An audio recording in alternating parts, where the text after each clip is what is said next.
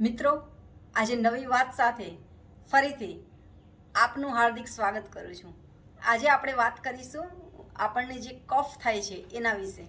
તો કફ ઘણી વખત આપણને ઇન્ફેક્શન કે એવું થયું હોય ત્યારે પણ થઈ શકે, અને નહીંતર જ્યારે ઋતુ બદલાતી હોય, આપણે શિયાળામાં ઠંડી વધારે હોય ત્યારે પણ થાય, અથવા તો ઉનાળો આવે અને જ્યારે ચોમાસું પણ શરૂઆતમાં આવે, તો જ્યારે ઋતુ બદલાય ત્યારે જે એલર્જી ઊભી થાય છે એ એલર્જીક કફ થતો હોય છે.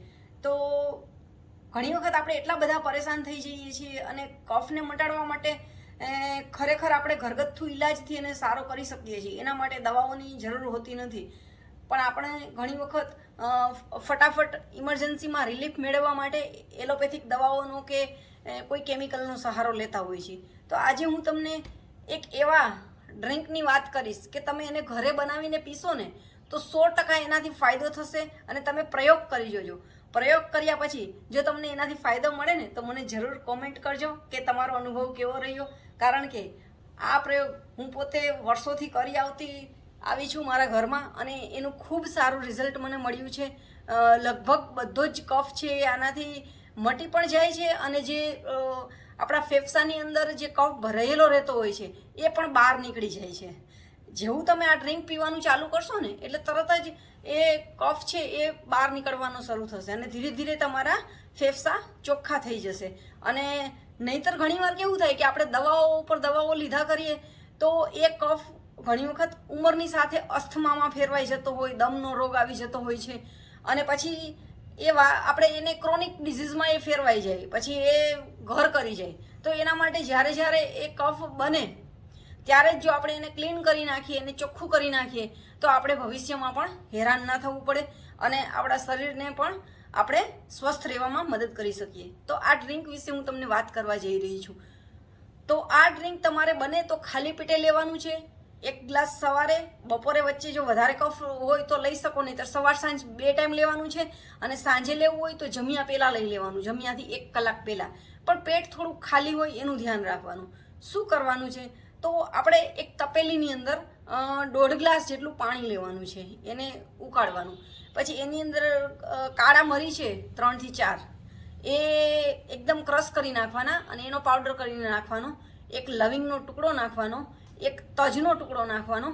અને પછી તમને આયુર્વેદિક સ્ટોરમાંથી જેઠીમધનું લાકડું મળી જશે, એટલે એમાં પાવડર પણ આવે છે, પણ તમારે પાવડર નહીં લાવવાનો, બને તો એનું લાકડું જ લાવવાનું. એ તમે 50-100 ગ્રામ જેટલું લાવી શકો ઘરે. એને લાવી અને એને પથ્થરની આપણે જે ખાંડણી હોય એની અંદર એને થોડું ટુકડા કરી નાખવાના, અને મિક્સચરની અંદર થોડું અધકચરું કરી નાખવાનું. અને પછી એ અધકચરું લાકડું હોય ને એનો જ થોડો તમે પાવડર ઘરે બનાવેલો એની અંદર અડધી ચમચી જેવો નાખી દેવાનો.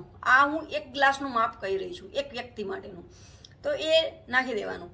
પછી એ બધું ઉકળવા દેવાનું.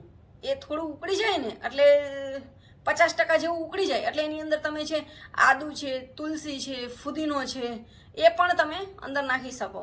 તો પણ આદુને એ પાછળથી નાખવાનું છે. જો આદુ ઘરમાં અવેલેબલ ના હોય તો તમે સૂંઠનો પાવડર આપણે જે ઘરે હોય એ પણ તમે અંદર નાખી શકો આદુની જગ્યાએ, તો એ પણ યુઝ કરી શકો. તો એને ઉકાળી લેવાનું છે. પછી જે ઉકાળીને થોડું પાણી ઓછું થઈ જાય, 1.5 ગ્લાસ જેટલું મૂક્યું હોય ને 1 ગ્લાસ જેટલું રહે, તો પછી એ પાણીને થોડું ઠંડુ થવા દેવાનું છે. થોડું હલકું ગરમ રહે ને ત્યાં સુધી ઠંડુ થઈ જાય. પછી 1 ગ્લાસની અંદર 1 ચમચી હળદર નાખવાની છે, અને પીળું લીંબુ. કારણ કે જે લીલું લીંબુ છે ને એ તમને એસિડિટી કરશે, પરંતુ પીળું લીંબુ છે એ પાકેલું લીંબુ, અને તમે પાતળી છાલવાળું લેશો ને કે કાપો ને એટલે તરત જ રસ નીકળે એટલું રસવાળું જે લીંબુ છે એ તમે જો અંદર નાખશો ને તો એની ઇફેક્ટ આપણા શરીરના રસમાં મળી અને આલ્કલાઇન થઈ જાય છે. એટલે એ પછી આપણને એસિડિટી કરતું નથી, અને એસિડિટી મટાડવામાં પણ કામ આવે છે. પણ પાકેલું લીંબુ હોવું જોઈએ. કાચું લીંબુ એસિડિટી કરે છે, એટલે કાચું નહીં લેવાનું. તો પાકેલું લીંબુનો રસ, 1 લીંબુ રસ અને હળદર, અને એની ઉપર જો તમારે સ્વાદની જરૂર લાગતી હોય તો તમે થોડું સિંધવ મીઠું, સફેદ મીઠું નહીં, સિંધવ મીઠું, થોડું સિંધવ મીઠું ચપટી નાખવાનું. અને પછી જે હલકું ગરમ પાણી છે એને ગ્લાસમાં નાખવાનું, અને પછી એને હલાવી અને ધીમે ધીમે પી જવાનું.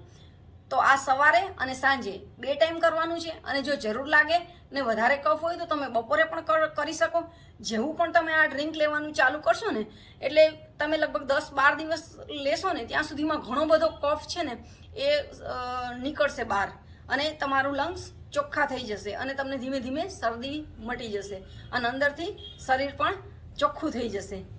તો આશા રાખું છું કે મારી આ માહિતી તમને ગમી હશે, સારી લાગી હશે. તો તમે તમારી જાતનું ધ્યાન રાખજો. પરમ કૃપાળુ પરમાત્મા એમની નરમ હથેળીઓમાં તમને હંમેશા સુરક્ષા પ્રદાન કરે. તમે હંમેશા સ્વસ્થ રહો, તાજા માજા રહો અને ખૂબ સુંદર જીવન જીવો એવી આશા સાથે thank you so much. Take care yourself.